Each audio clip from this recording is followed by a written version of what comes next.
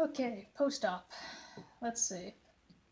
So they will have you wear a binder for about 1 to 2 weeks. I think at least mine was at least 9 days, I believe. It's just I don't know what a other binder looks like because I never wore one of those, but it just wraps around and there's Velcro. And I ended up having like a scratch on my back, and I think that was just from chafing in the binder. But it was kind of cool looking, so I didn't mind it. Like I said in the last one, I couldn't operate the soap dispenser, so I would suggest getting like a bar soap so you can wash your hands that way. They want you to sleep upright for, I'd say, 5 to 7 days. I don't quite remember when I got the okay. I think it's actually even less than that they'll have you sleep upright, propped up. But I really didn't feel comfortable lying flat, so I think I did it at least 7 days. Let's see. I couldn't even lift up a glass of water, so for the first few days I couldn't lift it, and so I had to have someone help me drink. But I could feed myself at least, so that wasn't too bad. They'll want you to walk around 10 to 15 minutes 4 times a day to prevent blood clots. I suggest making a little playlist for yourself to play, and so you have an idea of how long you've been doing it, and it entertains you. I had a Panic at the Disco playlist that I played, and I listened to the same 4 or 5 songs several times a day, every day. So it wasn't too bad, but you'll really not want to walk. You'll feel like you don't want to walk, but you have to walk.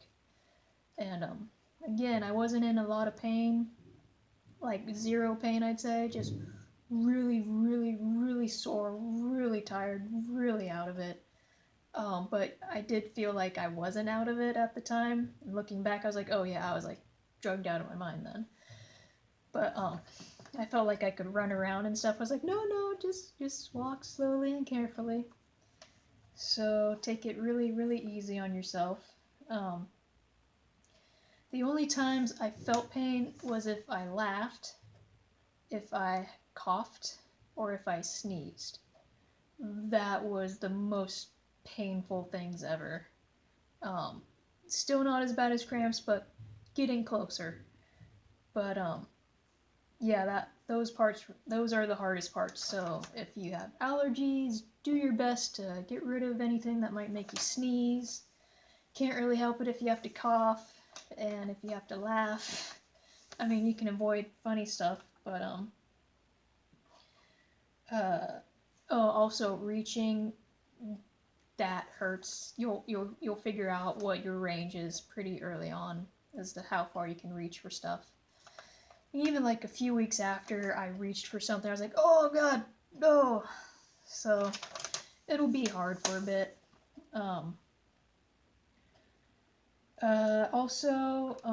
This might have just been because I was wearing a seasick patch, but you can be constipated for a bit.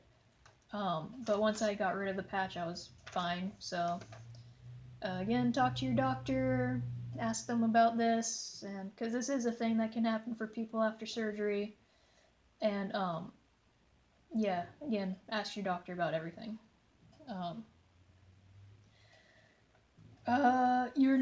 You're probably not going to feel like eating, but you have to eat. So find anything that feels like you can eat and keep down. It was honestly more of a chore than I was hungry.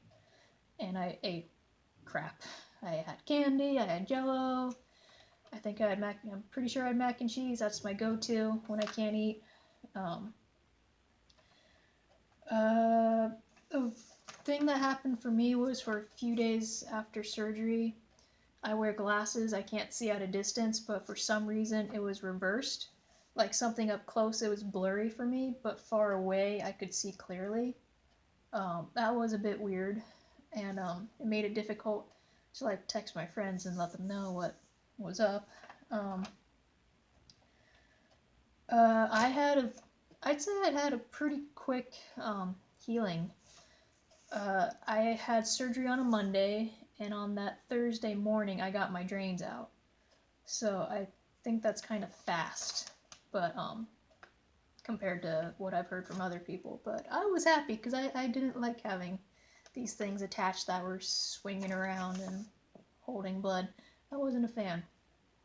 My follow-up appointment was with a nurse practitioner, and what they did, they pulled the drains out, which as soon as you start to think, oh, this is painful, it's over. So I was like, oh, this is okay.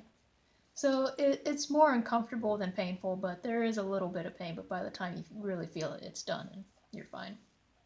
And they also, I guess they have staples, and so a couple of staples were taken out.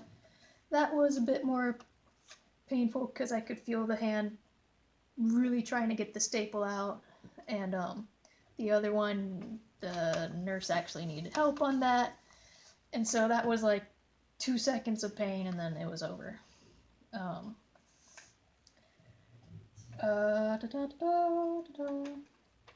Oh, also, any hugs are going to hurt. So, like, unless it's like butterfly soft, hugging and squeezing is going to hurt like hell. And I actually got a hug from someone about 10 days after surgery, and they were someone I hadn't told that I had surgery, and I didn't want them to know. And so they gave me a really strong hug, and I just managed to not curse them out. I turned it into a grunt, like, ugh. So avoid hugs for a bit. About 10 days after,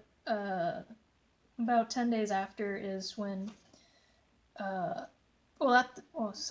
go back. When I had the drains taken out, that was the first time that I really got to see how it looked.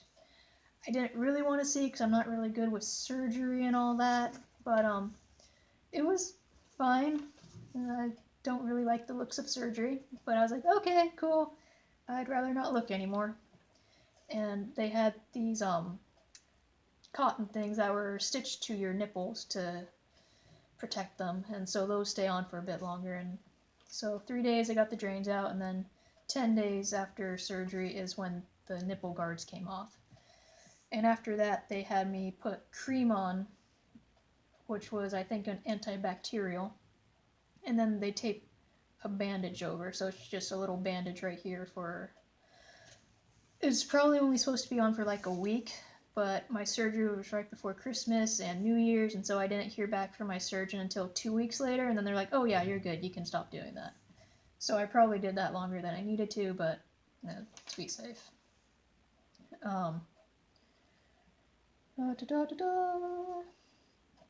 And I lost my place. You're going to be really tired after surgery. For like a month after, I would take a 2-hour nap twice a day every day, because you're just out of it for a while.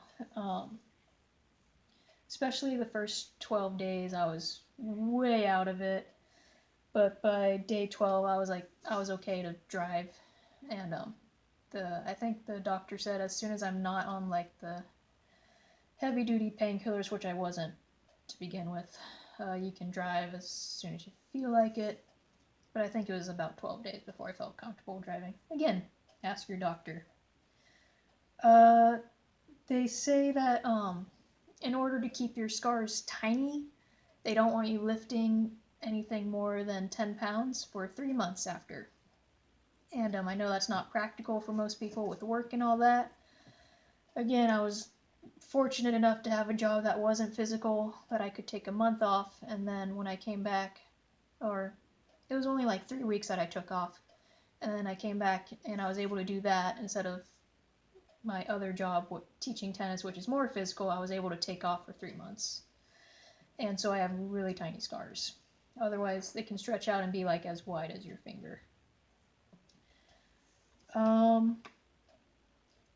Be prepared to be bored out of your mind from resting and doing nothing.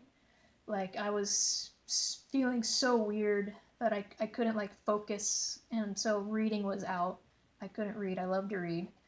The only thing I could really do is watch TV, but like all my DVDs I've watched a million times. I had nothing new to watch. and it was in the middle of winter, so there's no new shows on, no new episodes of the shows I love. So I was bored out of my mind, so be prepared and have some ideas to cope with that. Uh, as I said before, the worst part the first week or so after surgery was not being able to shower. That was 9 days where I couldn't shower. And I'm an athlete, I'm used to showering every day because I'm working out every day, so I need to shower every day. So 9 days without showering just was the worst, and I smelt horrible, and that was the hardest part for me. I tried to do the dry shampoo, that just made my hair feel even more grody and gross.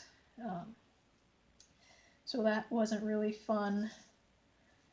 And then after, once you have the nipple guards on, you don't really have to wear a binder. You wore the binder before to keep the pressure on because it's swelling and all that. And, but after, I'd say, yeah, once the guards came off, then I didn't need to wear the binder, but it was recommended that if I was going to do anything strenuous to put the binder on. So like when I went on a walk with a friend, I wore the binder just I felt better with it. That's about all I have. I'm going to do one more quick, the next video will be quick. It'll be just a reveal to show how top surgery worked out for me. And if I have any more thoughts, I'll put it in the description below. So let's finish this.